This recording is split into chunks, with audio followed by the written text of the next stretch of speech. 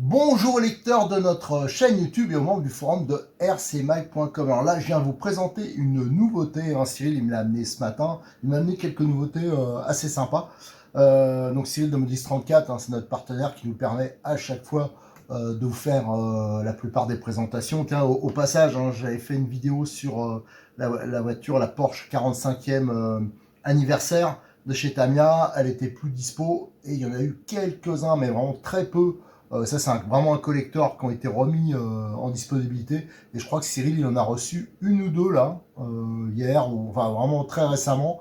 Il en a pas trop fait la pub, donc je lui ai dit, attends que je dise sur YouTube. Donc je sais qu'il y en a qui avaient un peu spéculé sur cette voiture sur eBay. J'avais vu avec des prix complètement délirants. Donc là, maintenant, il y en a un tout petit peu qui sont de nouveau disponibles, mais à mon avis, ce sera vraiment les dernières. Et là, on a cette Opel qui est sortie sur châssis TT01. Alors, je suppose que c'est pas mal destiné à. Vous savez qu'il y a une Cup avec des camions, c'est que des châssis TT01. Et il y a aussi des voitures, des grands tourismes. Et donc, ça, je pense, c'est peut-être des voitures qui pourront servir pour cette Cup. C'est l'Opel Calibra V6. Alors, je vous avoue, c'est pas. Si j'ai tendance des fois à me mettre un petit kit Tamiya de côté, là c'est pas le genre de voiture moi qui m'intéresse, c'est un peu moderne pour moi. Enfin voilà, c'est pas mon trip, mais ça, c'est pas pour ça que je vais pas vous la présenter.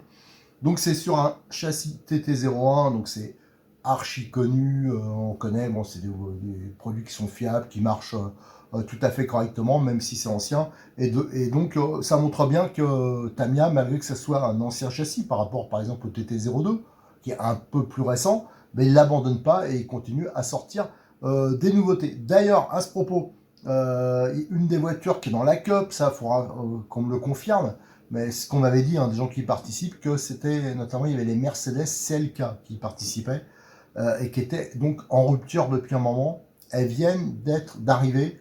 Donc les Mercedes CLK sont de nouveau disponibles. Cyril, il en a reçu un peu. Donc ça, j'en profite pour passer l'info. C'est exactement la même base. Il n'y a que la carrosserie qui change. J'avoue que je préfère un peu la Mercedes. C'est quand même assez sympa.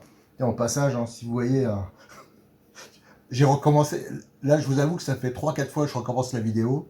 Parce qu'il y a mon chat qui arrête pas de venir, tout ça. Il est tout petit. Donc il chahute un peu. Donc je vous préviens tout de suite, même s'il arrive, j'interromps plus, mais j'en ai marre.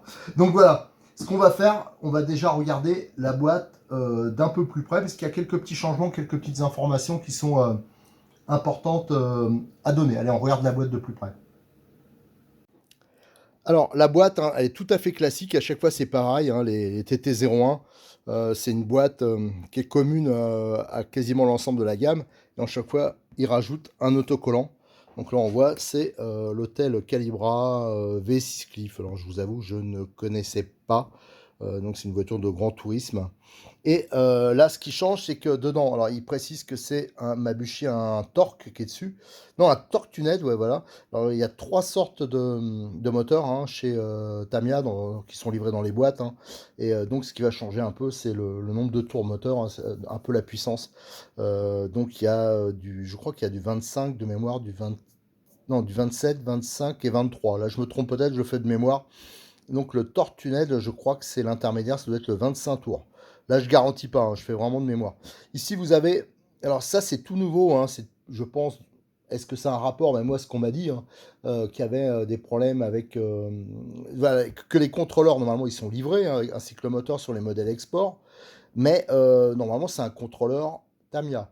Un contrôleur Tamiya qui a le petit avantage, c'est celui qui est d'ailleurs obligatoire sur les cups. Alors, est-ce que ça a changé? Ça, pareil, je ne sais pas. Mais on les trouve plus sur les voitures. J'ai vu qu'on les retrouvait encore sur les camions, mais pas sur les autres modèles. Et là, maintenant, ils mettent des contrôleurs Obi-Wing. Alors, tout à l'heure, je vous ai fait, j'ai présenté une autre voiture, une autre nouveauté et la superbe Lancia 037. Et c'était un variateur Obi-Wing 1060. Et ça, c'est plutôt une très bonne nouvelle parce qu'ils résistent beaucoup mieux que les contrôleurs d'origine Tamiya qui sont un peu anciens. Et donc, on peut mettre des moteurs plus balèzes. Moi, je sais qu'avec le moteur, le contrôleur Tamiya, j'ai déjà mis des 15 tours Kyosho, là, ceux qui sont vraiment très intéressants et en promo actuellement.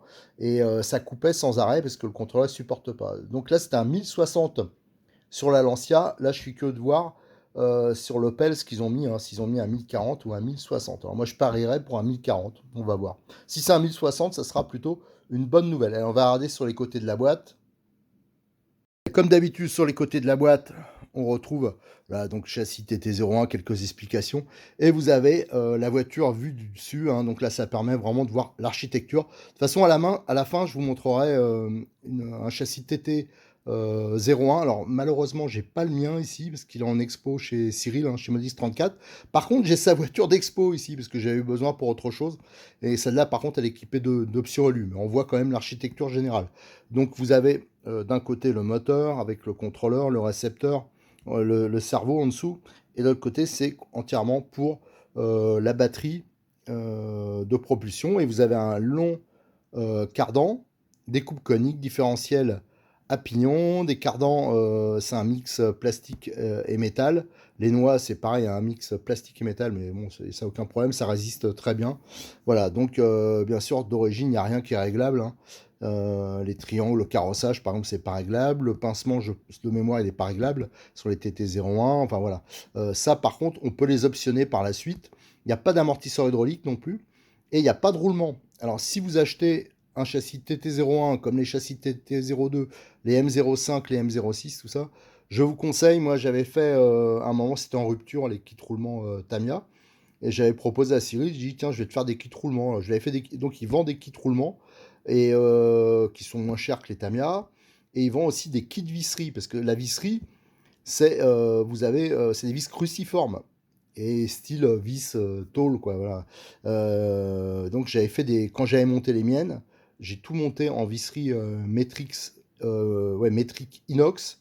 Et après, il y a pas mal de gens qui me contactaient, me disaient, ah, mais t'as mis quoi comme taille, comme taille. Alors du coup, j'ai dit, bon, allez, au lieu de répondre à chaque fois toute une liste, j'ai dit à Cyril, si tu veux, moi je te propose un truc, après tu les fais, je te fais une liste et tu fais le kit visserie. Donc s'il y a deux options que moi je conseille quand vous achetez ce type de voiture, c'est le kit visserie, d'avoir bien sûr des bonnes clés, parce qu'avec les 6 pans, vous allez foirer autrement, si vous n'avez pas de bonnes clés, de faire tout le montage à la main, bien sûr, parce qu'à la perceuse, vous risquez aussi d'abîmer les têtes, et surtout le kit roulement, moi ça me paraît absolument indispensable. Alors, de l'autre côté du châssis, là, on retrouve quelques propositions d'options, mais voilà, Tamiya propose une gamme de moteurs, mais ils sont pas très intéressants au niveau tarif. Le kit roulement, et ça, je vous dis, Modis 34 en fait un très bien et qui est moins cher. Et vous avez, par exemple, un exemple d'option, c'est l'arbre central en alu avec les noix. Alors, ça n'a pas un hyper gros intérêt, mais par contre, c'est vrai que c'est une option qui est pas très chère et qui est très jolie. Et je crois qu'elle est encore dispo. Parce que le problème, c'est que là, il y a beaucoup de pièces qui ne sont pas dispo actuellement chez Tamiya. Mais bon, faut avouer que c'est assez solide. Mais les options, c'est galère. Par exemple, les amortisseurs hydrauliques, c'est vraiment galère pour en avoir. Ici, il y a tout l'équipement qui conseille, bien sûr la batterie, tout ça. Alors, à savoir que pour le contrôleur, bien sûr, comme c'est un modèle export, il n'y a pas besoin de l'avoir. Hein. Il faudra donc une radio, un cerveau. Alors ça, le cerveau, pareil, ne mettez pas n'importe quoi. Ça, j'ai déjà fait plusieurs vidéos où je donne quelques conseils là-dessus. Vous ne faites pas refiler. Il y a des cerveaux qui valent, comme les S13 par exemple. Ça vaut, je crois, une quinzaine d'euros et c'est tout à fait adapté. Quand je vous envoie, des fois, ils se font refiler des cerveaux plastoc à quasiment 30 euros. Bon, ça fait un peu mal. Bon, moi, l'idéal, j'aurais ça. Enfin, j'en ai, hein. De toute façon, moi, j'ai un camion. Moi, j'ai mis. Je pense pas sur le camion. J'ai dû mettre un cerveau de récupération. Mais sur les TT01, TT02 plutôt, moi, je mets des S9 ou des S12 et c'est pas cher, c'est puissant, c'est compact et c'est parfaitement adapté à cette voiture. Et pareil, si vous débutez, c'est pas mal de débuter en lipo. Alors, il est vrai que la prise sera pas adaptée, mais voilà, ce qui est important, c'est d'avoir un chargeur correct et des batteries correctes. Voilà, et après, pour le reste, on peut faire évoluer. Allez, on va ouvrir la boîte. Alors voilà ce qu'on découvre à l'ouverture de la boîte. Donc ici, voilà, ça c'est le principal changement avec les derniers kits, c'est que maintenant vous avez le contrôleur Obi-Wan, et moi je vous dis c'est un très bon point. Je regrette juste qu'ils ne le livrent pas avec une prise DIN, mais bon, c'est Tamiya, donc c'est eux qui ont inventé la prise Tamiya. Il reste sur la prise Tamiya, mais c'est vrai qu'on veut passer au lipo. voilà, ça oblige à changer la prise, donc c'est un peu galère. Donc autant sur la voiture que j'ai présentée tout à l'heure, la Lancia 037, c'était un 1060. Là, c'est un 1040. Alors c'est un peu moins bien, il est un peu plus gros, mais ça reste un excellent contrôleur. Moi, je vous dis, c'est beaucoup mieux que ceux d'origine, bien sûr, quand on reste avec un ensemble à charbon. Donc vous avez toute une notice, et ça supporte des moteurs qui sont quand même bien plus puissants que ceux d'origine. Donc ça, c'est plutôt un bon point. Après, alors ça, je vais pas vous le redétailler entièrement, parce qu'à chaque fois, je le fais. C'est tout ce qui est... c'est le sachet. Et dedans, vous avez les sous-ensembles, A, B, C, D, tout ça. Et là, vous avez tout ce qui est pignon, différentiel, les graisses. Vous avez le moteur, hein. Vous avez toute la visserie, vous avez la petite clé croix, vous avez les paliers, hein, que j'ai dit qu'il fallait mieux remplacer par les roulements d'entrée. Vous avez tout ce qui est transmission, couronne, coupe conique, les cordes différentielles. Voilà, donc la petite clé croix là qui est vraiment très pratique. Ensuite, on a la carrosserie. Alors la carrosserie, on va regarder parce que d'une boîte à l'autre, hein, d'un montage à l'autre, c'est assez différent. Il y en a qui sont pas percés, il y en a qui sont découpés. Là, on voit ce qui est bien, c'est qu'ils ont découpé les tours de roue. Alors pour les débutants, souvent, la galère, c'est ça. Alors il y a les ciseaux Tamiya. Tiens, hop, je vais en choper un. J'en avais un à côté de moi. Hop, j'ai tout fait tomber. C'est ça, hein, des ciseaux de ce type-là qui sont courbés. Ça, pareil, Cyril, il en a. Vous regardez dans accessoires, outillage, ils proposent des ciseaux comme ça. Ils sont vraiment pas chers. Ça, quand on fait de l'ARC, pareil, c'est indispensable. Parce qu'ils sont courbés, ça permet de faire les courbes, les finitions. Parce que les carrosseries, surtout les Tamiya, avalent une blinde. Si c'est pour la massacrer d'entrée, c'est pas la peine. Pareil, hein, je rappelle qu'il faut vraiment utiliser les peintures adaptées, les peintures pour le Lexand, et que ça se peint de l'intérieur. Ça, je le vois régulièrement. Il y en a qui peignent de l'extérieur, enfin des massacres absolus. Et c'est vraiment dommage. Avec ces carrosseries-là, il ne faut vraiment pas se rater. Donc je vous dis, les tours de roue sont découpés, ça c'est bien. Et tous les trous sont percés. Ça c'est pour la fixation de la carrosserie au châssis. Là c'est pour les rétroviseurs. Là je pense que c'est pour les essuie-glaces. L'aileron à l'arrière, là on voit que les trous ils sont percés. Donc ça c'est plutôt un bon point. Après le look de la carrosserie, bah, faut aimer quoi. Moi c'est pas trop mon truc, mais bon, voilà. Je pense que s'ils l'ont fait, c'est qu'il y a de la clientèle pour ça. Là on a les pneus, donc qui seront à coller. Donc là c'est des slicks. Là on a donc comme d'habitude chez Tamiya, c'est un système de grappe. Chaque élément est numéroté. Et donc quand vous avez la notice, hein, ça permet de retrouver vraiment tous les points. Voilà, vous avez par exemple le numéro 2, le numéro 3, de la grappe A, voilà. Donc ici, on a, je sais pas quelle grappe c'est. Attendez, je regarde. Bon, j'arrive pas à lire la grappe que c'est, mais en tout cas, vous avez les carters de cellules, hein, les demi-carters de cellules, ça c'est pour les fermer. On a les portes-fusées avant, les portes-fusées arrière, on a les moyeux de roue, les supports d'amortisseurs. Ici, on a le support moteur hein, qui existe en aluminium, ça aussi je le conseille. C'est une option qui n'est pas trop chère. Et ce qui est pas mal, ici, c'est que l'entre-dents, c'est pour ça qu'il n'y a pas trop de risque de bouffer une couronne, parce que l'entre-dents est pré-réglé. Vous avez une position pour, si vous mettez un pignon 15 dents, un pignon 16 dents. Voilà, donc ça c'est très bien. Là, on a la platine supérieure, la barrette pour tenir la queue. Ici, c'est le carter pour la couronne centrale.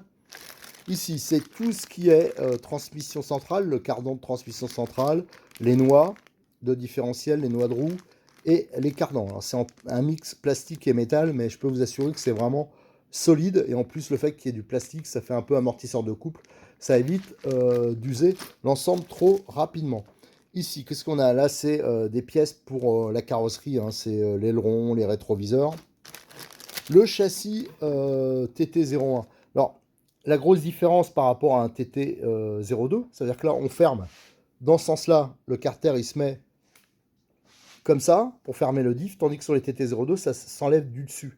Et surtout, ici, il y a encore les trous, là, ça, c'est les traces, c'est les restes, en fin de compte, des anciens packs d'accus, c'était du nickel-cadmium, du NiMH, on voit nickel-cadmium, et ils se mettaient comme ça, les éléments. Et pour les rabaisser un maximum, sous l'élément, il y avait un trou, et ça permettait de rabaisser au maximum le pack. Voilà, bien sûr, ça, c'est plus du tout utilisé, mais on voit quand même que la conception, elle est assez ancienne, mais ça marche toujours. Ici, on a les pièces pour les faux amortisseurs, on a les triangles, les supports carrosserie pare-choc. Là, on a les belles jantes. Voilà. Et on a le pare-choc mousse. Il y a plusieurs tailles, hein. Je crois qu'il y a 2 tailles pour le pare-choc mousse. Et en dessous, on a les documents. On va regarder ça d'un peu plus près. Alors, ce qui est un peu différent, d'ailleurs, j'aimerais bien qu'ils fassent la même chose sur les TT 02 au niveau des documents. Là, ils font un éclaté général de la voiture sur un double A4 avec toutes les références, hein. Donc en dessous, vous avez la liste des références. Donc ça, c'est vraiment très pratique déjà pour avoir une vue rapide de la conception de la voiture, les pièces où elles vont. Ça, c'est bien pour les débutants. Et vous avez donc, voilà, si vous pétez une pièce, ça vous permet de vous y retrouver facilement. Alors toujours dans les documents livrés avec, là on a un document qui est essentiellement, je pense, c'est du japonais. Là aussi, c'est une liste des pièces, donc ça va pas nous servir à grand chose. Là, il y en a un petit document sur les différents montages au niveau du contrôleur. Voilà, ça c'est pareil, c'est avec les radios Tamiya. Et là, on a le document qu'on retrouve sur toutes les voitures, hein. C'est plus des consignes de sécurité ou pour les normes. Voilà. Alors là, vous avez tout ce qui est planche d'autocollant. Alors là, ici, on a les masques pour les vitres, hein. Ça se colle à l'intérieur et ça permet de ne pas peindre les vitres, hein. Donc ça c'est important parce que quand on doit les découper soi-même, c'est galère. Là, c'est nickel. Et vous avez 2 planches d'autocollant. Il y en a une, alors j'ai pas déballé, hein, mais vous en avez une ici. On voit les autocollants Michelin, tout ça. Et à chaque fois, vous voyez, il y a un petit numéro dessus. Et ça, c'est important, ce petit numéro. Et de l'autre côté, on a une autre planche, vous voyez, qui est beaucoup plus importante, hein. C'est quand même des grandes planches qui permettent de faire entièrement la décoration de la voiture dans cette configuration, hein. Alors, je ne connais pas Cliff, je ne sais pas ce que c'est comme sponsor, mais enfin voilà, ça doit être une voiture peut-être du championnat allemand.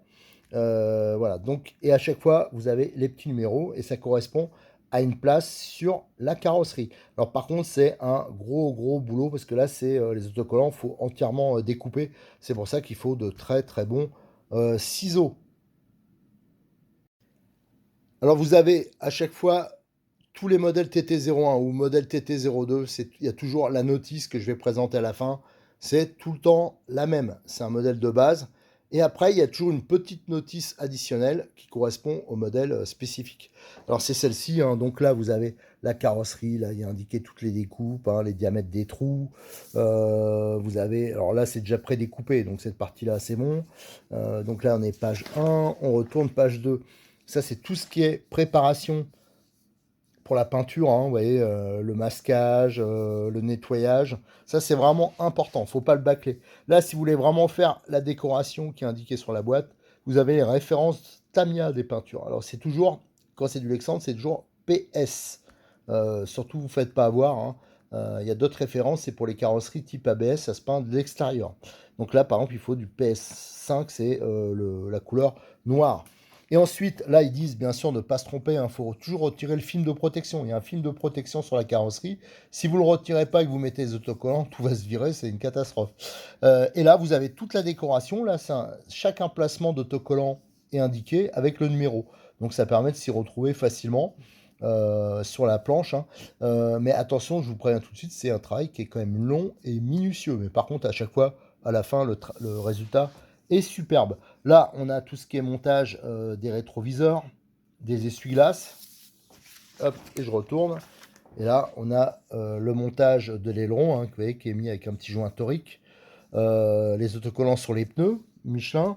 Et là, le montage de la voiture, de la carrosserie sur la voiture. Donc, comme je vous le disais, les notices, hein, TT01, c'est les mêmes, quel que soit le modèle, hein. Ce qui va changer à chaque fois, c'est la petite notice additionnelle que je viens de vous présenter. Là, donc, vous avez, là, il parle de tout ce qui est le petit outillage qu'il faut. Et là, vous avez le début du montage. Alors ça, je vous l'ai déjà fait en vidéo, le montage de châssis TT01. Il y a plein de petits points où je ne suis pas d'accord avec eux. Alors déjà, moi, je vous conseille, hein, comme j'ai dit, de monter directement les roulements. Autrement, vous aurez vraiment une roue libre. Enfin voilà, c'est quand même dommage d'acheter une voiture comme ça et de ne pas acheter le kit qui est pas très cher et qui offre beaucoup. Il y aura beaucoup moins de jeux, beaucoup plus de liberté. Donc voilà. Et il y a surtout des points. Si vous mettez donc le kit roulement, bien sûr, il ne faut pas graisser comme il graisse là, hein, ça ne sert à rien parce que là, il graisse parce que il y a les portées des roulements, bien sûr. Moi, je déconseille, eux, ils graissent la couronne. Moi, je vous déconseille absolument de le faire parce que si c'est de la poussière qui passe, ça va faire abrasif. Enfin, moi, voilà, je suis pas du tout pour ça. Pareil, je ne graisse pas les noix ici. Ouais, tout ce qui est rotule, là, les noix, les triangles.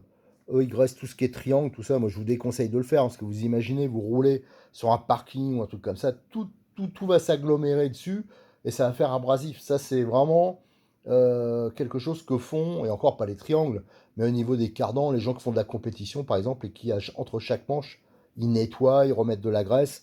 Voilà, là, ça reste voilà. Encore valable, mais pas en loisir. Ici, vous avez le support moteur. Alors, le support moteur qui existe en alu, et vous avez à chaque fois le rapport de démultiplication qu'on peut changer, qu'on peut adapter selon le moteur, selon l'utilisation. Et vous avez l'entredent qui est fixe. Là, vous avez, sur ce point-là, il faudra fixer que si vous mettez un 20 dents, un 19 dents, voilà, ça, c'est plutôt un très bon point. Là, les différentiels qui, malheureusement, ne sont pas étanches. Donc, il faut juste se contenter de les graisser. Mais il ne faut pas hésiter à bien bourrer de graisse. Ils sont vraiment solides. Voilà, là, les faux amortisseurs. Enfin, j'ai sauté quelques pages. Et il existe énormément d'options hein, pour cette voiture. Elles ne sont pas toutes utiles. Alors, par exemple, vous avez les amortisseurs hydrauliques. Alors, dans les indispensables, pour moi, il y a la visserie, c'est très bien, mais surtout les roulements. Ensuite, vous avez tout ce qui est la transmission centrale, enfin les amortisseurs surtout, la transmission centrale en alu. Qu'est-ce qu'on peut mettre vous avez un kit aussi avec deux couronnes qui permettent. Alors moi, je ne l'ai pas monté, mais tout le monde me dit que ça, c'est beaucoup plus adapté à la voiture. Vous avez, enfin, il y a pas mal de choses. Hein, je veux dire, ça c'est pas un problème pour ceux qui ont l'optionnite aiguë. Il y a de quoi faire. Et à la fin, alors là, je vous ai pas montré toutes les pages, hein, mais à la fin, vous avez toutes les grappes qui sont représentées et sont numérotées. Donc, quand vous cherchez, vous dites non, mais elle est où cette pièce? Là, ça vous permettra de les retrouver. Et surtout, vous savez, par exemple, allez, imaginons, je pète un triangle. Voilà. Ce qui est rare, ça, c'est une voiture, mais je pète un triangle. Ben, je sais qu'il faudra que je commande la grappe B avec la référence 51003. Et vous aurez toute la grappe. Voilà, donc ça c'est vraiment pratique. Et là vous avez tout le contenu des sachets avec les tailles des vis qui sont à l'échelle. Donc ça c'est plutôt pas mal. Allez, ce qu'on va finir, je vais vous montrer le châssis que j'ai ici. Hein, c'est un camion. Malheureusement, j'ai pas le mien. Alors, vous auriez vu une voiture d'origine un peu préparée. Là, c'est la voiture d'expo de Cyril que j'ai ici. Mais j'ai aussi un châssis TT01 qui est en cours de montage. Alors, pour finir, je vais vous montrer. Hein, donc là, c'est le camion, c'est le montage que j'avais fait hein, toujours sur RC Mag et aussi sur la chaîne YouTube hein, du camion Fox de chez Tamiya. Et on avait essayé quelques options. Cyril, il voulait voir si ça se montait pour les commercialiser. Et en fin de compte, ça lui a pas paru. Moi, je lui ai donné mon avis, c'était pas fantastique non plus. Donc voilà, c'est resté une voiture d'exposition. Donc les camions hein, qui sont vraiment sympas. Si vous voulez des voitures vraiment amusantes, moi je vous conseille les camions qui sont sur ces bases TT01. Donc là, vous en avez un qui est prêt à rouler. Hein. Donc la différence, c'est que lui, il a des amortisseurs hydrauliques. Il a des triangles alus, je peux vous dire que ça sert à rien. Par contre, il a la transmission centrale, je ne sais pas si on voit, en aluminium. Les biellettes de direction réglables. Qu'est-ce qu'il y a? Il y a un mini cerveau, voilà, c'est ça que je voulais vous montrer. Là, c'est un S9. C'est les cerveaux que je vous conseillais parce que ça permet de gagner de la place. Si vous mettez un cerveau standard, déjà, ils sont plus ou moins au même prix. Et en plus, ils sont beaucoup plus longs. Donc, on a moins de place pour le contrôleur. Et si un jour, on veut passer en brushless et mettre des contrôleurs un peu standards ou un peu plus gros, ben, on est embêté. Là, on a toute la direction en aluminium sur roulement. Ça, c'est une option aussi qui est assez sympa. Et là, pour comparer, vous avez... Alors, il n'est pas dans le bon sens. Je vais le tourner. Vous avez un châssis TT01 qui est en cours de montage. Hein, parce que Cyril, on peut lui commander des châssis déjà assemblés. Et là, on voit hein, la triangulation qui est différente. Donc là, plastique, là, c'est aluminium. Regardez la différence. Hein. Voilà. Mais je peux vous assurer qu'en plastique, c'est largement suffisant. Ça sert à rien en alu. Hein. Et là, vous avez les biellettes qui d'origine sont fixes avec la direction en plastique. Et là, c'est un système qui est réglable. Donc, c'est vraiment des voitures qu'on peut, si besoin, faire évoluer. et surtout qui sont pas trop chers à l'achat. Le tout, c'est de pas se planter quand on fait le choix de l'équipement au début.